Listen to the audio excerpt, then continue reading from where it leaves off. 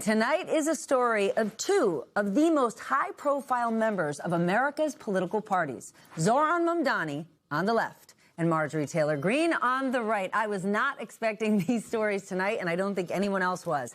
This week, the president cut ties with Greene, calling her a traitor after she criticized some of his policy decisions. Well, tonight, she says she's had enough, and she is resigning from Congress on January 5th. Too much self-respect and dignity. I love my family way too much, and I do not want my sweet district to have to endure a hurtful and hateful primary against me by the president that we all fought for, only to fight and win my election while Republicans will likely lose the midterms, and in turn be expected to defend the president against impeachment after he hatefully dumped tens of millions of dollars against me and tried to destroy me.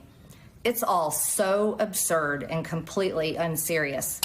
Anytime you compare continuing to be in Congress to being a battered wife, that's serious. I mean, that is serious. I mean, she said, if I were to stay in this place and continue to defend this man, I can't do that. That speaks to how difficult her decision-making was, and the fact that Marjorie Taylor Greene has said all sorts of provocative, incendiary things for years and years in office and didn't start getting death threats until she was on the opposite side of Donald Trump. So that's kind of amazing to me. Less serious side, maybe the final straw was seeing him yuck it up with a Democratic Socialist. I don't know. Maybe she just, Or is she going to run for Jon Ossoff's seat? Or is she going to run for governor?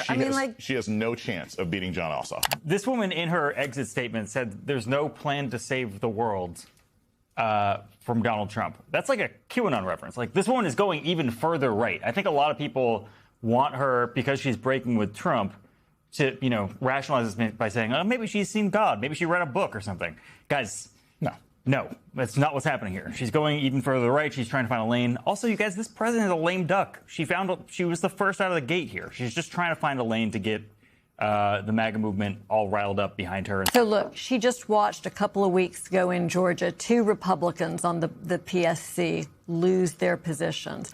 There is just some unprecedented maneuvering going on in Georgia. And the timing, maybe I'm the jaded cynic in the room, but I'll play that part, right? This is the time you would resign from Congress if you were thinking about running for governor. She's very good at retail politics. She's very good at getting lots of low-dollar contributions, and she's young. She's not someone who's going anyplace. Hello, everyone. Welcome back to the channel.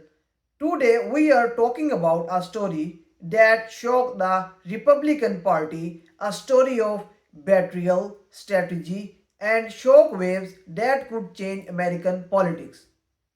Look at these three people: Marjorie Taylor Greene, Donald Trump, and Zohran Mamdani. The headline is simple but shocking. Trump crushes MTG and praises her rival Zohran Mamdani. MTG resigns after a big clash with NYC Mayor-elect Mamdani. And Trump steps in, but not to defend her. Over the next few minutes, we will break down what happened, why it matters for the MAGA movement, and who will win. If you love political analysis, hit the like button and subscribe for more. Let's see the stage: three main players, two big conflicts. MTG is known for being aggressive. She had a public fight with Zohran Mamdani, NYC's progressive mayor-elect. This was basically MAGA versus progressive New York values. The fight was loud, public, and put MTG on the defensive. Right after this clash, MTG announced she was resigning. That's huge. It shows the fight hurt her more than she expected. Now, here's the twist. You would expect Trump to support MTG, right? But he didn't. And instead, he invited Mamdani to the White House, praised him, and said he would surprise some conservatives. Trump basically sided with MTG's opponent, showing that he is still in full control of his movement. This is why MTG's falling out with Trump. Falling out with Trump was part of her reason to resign. Why did Trump do this? Simple. It's strategy, not personal. Trump values loyalty above all. MTG has criticized him on a few issues recently. Even a small hint of independence was enough for Trump to act. By calling her wacky and praising her rival, Trump sent a message. If you don't fully support me, you are out. Trump is from New York. By praising Mamdani, he looks like someone who can work with everyone, even a progressive Democrat, if it helps him. He shows he can be responsible while taking down a loud far-right voice. MTGs energize the base but scares away swing voters. By supporting her exit, Trump removes a political problem while keeping control of his movement. He can replace her with someone loyal but less controversial. Let's see the winner and losers. Mamdani is the best winner. He stood up to a national Republican figure and instead of being attacked, he was praised. This gives him instant celebrity and makes him a Democrat who can work with Trump, a rare and powerful position. MTG resignation is a huge loss. She lost her platform and was humiliated by Trump. Her future is unclear. Will she run for governor? Start a media company? Right now, she is in political limbo. Trump wins because he proves he is the one in charge. He can reward opponents and punish allies to show who holds power. He reshaped a key congressional seat and looked smart while doing it. Before we wrap up, let's take a deeper look what this whole situation really means. Because MTG's resignation, Mamdani's rise, and Trump's unexpected move, all of this connects to something much bigger. The Republican Party is changing. For years, MTG represented the loud, controversial, far right style. But Trump choosing Mamdani over her shows something new. Trump is trying to reshape his party's image. He wants fewer controversies and more strategic wins. That means some old faces may fade away and new, more controlled voices may step in.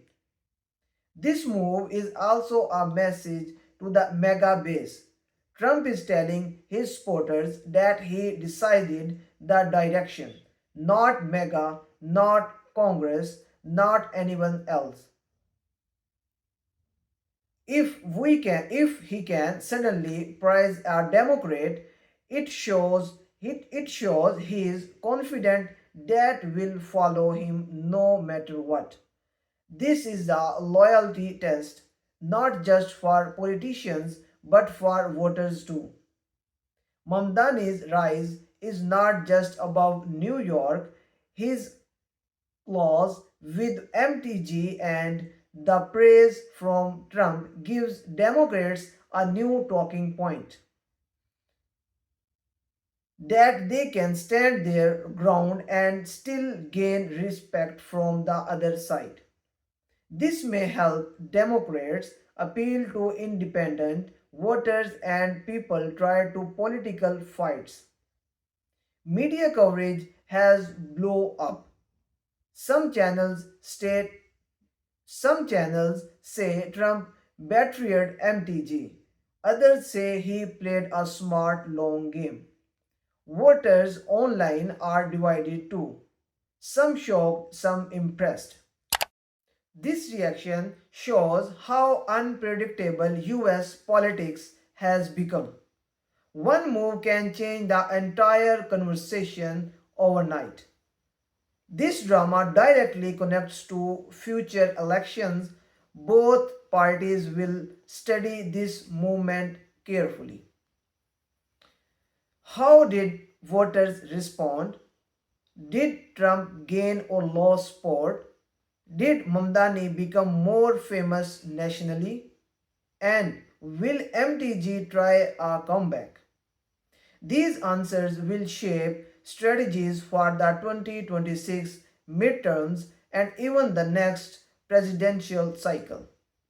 This story is full of chaos and strategy. Trump, Trump crushed MTG, lifted her rival, and remained everyone he is still in control. Now, I want to hear from you. Drop your thoughts in the comments. Is MTG's resignation real or a setup for a bigger political move? Was Trump's prize for Mamdani smart or will it confuse mega voters? Hit the like button and subscribe for more analysis and share this video. Let's talk about this potential earthquake together.